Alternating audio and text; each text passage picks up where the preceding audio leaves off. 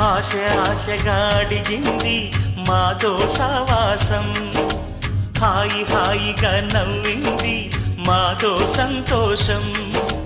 మధురమైన మమకారం మా ఇంటి పేరు అంటే, మనసు మీటు అనురాగం మా మాట తీరు అంటే, బతుకంటే ఎంత బాగుంటుందా అనుకోదా లోకం.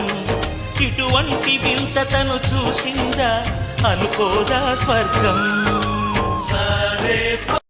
ఆశ ఆశగా అడిగింది మాతో సావాసం, హాయి హాయిగా నవ్వింది మాతో సంతోషం.